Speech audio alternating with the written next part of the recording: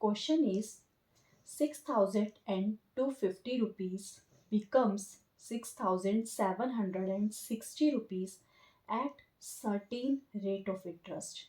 After 2 years, find rate of interest. देखिए कह रहा है कि 2 years में कुछ रेट ऑफ इंटरेस्ट पर जो सम है 6250 वो अमाउंट में कन्वर्ट हो जाता है, दैट इज 6,760। अब हमें यहाँ पे फाइंड आउट करना है रेट ऑफ इंटरेस्ट। अब इसके लिए एक शॉर्टकट है, पहले क्वेश्चन की स्टेटमेंट को देखिए। आपको यहाँ क्या गिवन है, प्रिंसिपल गिवन है, दैट इज ₹6,250।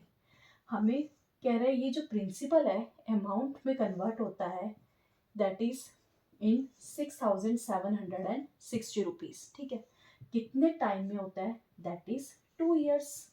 2 years में होता है, बट किस रेट ऑफ इंटरेस्ट पे होता है, हमें वो rate of interest find out करना है।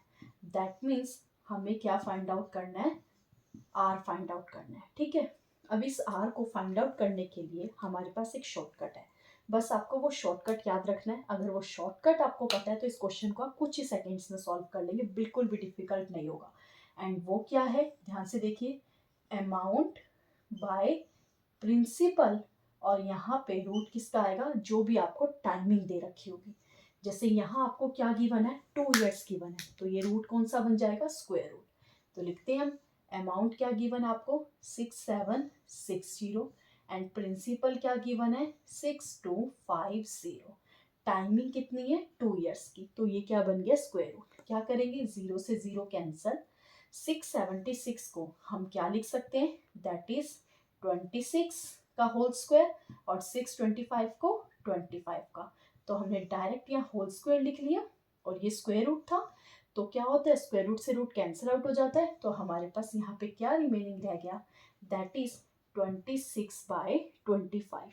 बट हमें क्या करना है, परसेंटेज में कन्वर्ट करना है। तो परसेंटेज में कैसे सॉरी, हमें यहाँ पे रेट ऑफ इंटरेस्ट निकाला ना, हाँ, जिसे परसेंटेज में कन्वर्ट करना है, तो वो कैसे होगा, इसे ध्यान से समझिए। ये क्या आपके पास प्रिंसिपल, और ये क्या आपके पास अमाउंट। अब देखो, प्रिंसिपल से प्रिंसिपल 25 था, अमाउंट आपके पास 26 हो रहा है, दैट मीन्स यहाँ पे कितने रुपीस का इंटरेस्ट लगा होगा, 1 रुपीज का।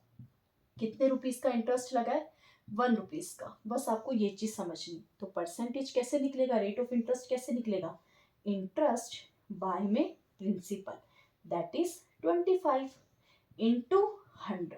और अब ये इंटरेस्ट क्या आपके पास, 1 रुपीज, तो यहाँ पे 1 लिखिए, सॉल्व कीजिए, तो आपके पास यहाँ पे आंसर आ गया 4%। होप ये क्वेश्चन आप सबको क्लियर हो गया होगा। नहीं हुआ है तो उसके लिए एक और क्वेश्चन देखते हैं। देखिए सेकंड क्वेश्चन। सेकंड क्वेश्चन में हमें क्या गिवन है, ₹2,304 becomes 2,500 at certain rate of interest after 2 years at compounded interest annually. Find the rate of interest. Again हमें principal given है, that is 2,304 and amount हमें given है 2,500। टाइमिंग हमें given है 2 years की। अगेन हमें rate of interest find out करना है, तो वैल्यू पुट करते हैं। अमाउंट क्या गिवन है आपको यहाँ पे 2,500, और प्रिंसिपल क्या गिवन है 2,304। ठीक है, 2,304। अब क्या करेंगे, इसे सॉल्व कर लेते हैं। सॉल्व करने पर पेन नहीं आ रहा है तो हम क्या करते हैं, पहले इसे कट कर लेते हैं। ठीक है, कट करेंगे तो यहाँ पे हम लिख सकते हैं 625, और इसको सॉल्व करके हम लिख सकते हैं 576। अब 625 576 किसका यहाँ पे स्क्वायर होता है, हमारे पास ये स्क्वायर होता है 25 का, और 576 हमारे पास होता है 24 का। तो हम यहाँ पे होल स्क्वायर लिख सकते हैं, ये स्क्वायर रूट था, कैंसिल आउट हो गया, आपके पास आ गया 25/24। यहाँ तक तो आप इजीली कर लेंगे। उसके बाद समझने वाली चीज है, डिनोमिनेटर में हमारे पास क्या होता है, प्रिंसिपल, और न्यूमिनेटर में क्या होता है, अमाउंट। दैट मीन्स 24 से अगर 25 हो रहा है तो जो इंटरेस्ट है वो कितने रुपीज का लग रहा है, 1 रुपीज का। अब हमें rate of interest find out करना है, परसेंटेज फाइंड आउट करना है, तो उसके लिए फॉर्मूला क्या होगा, I/P इंटू 100।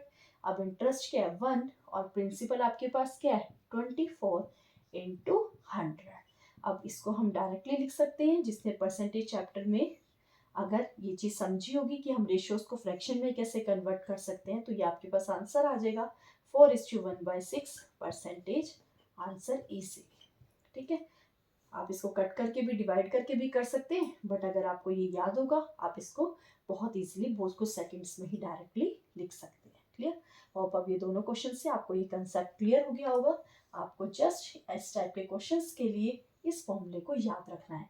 अगर यहाँ पे टाइमिंग 3 इयर्स होता तो यहाँ पे 3 लिखा था, और याद रखना अगर यहाँ ऐसे 3 लिखाएगा तो डेफिनेटली यहाँ क्यूब रूट बन रहा होगा, और अगर यहाँ 2 लिखा आ रहा है तो डेफिनेटली यहाँ पे ये स्क्वायर रूट बन रहे होंगे, स्क्वायर बन रहे होंगे, तभी ये रूट क्या हो जाएंगे, यहाँ से कैंसल आउट हो जाएंगे। क्लियर?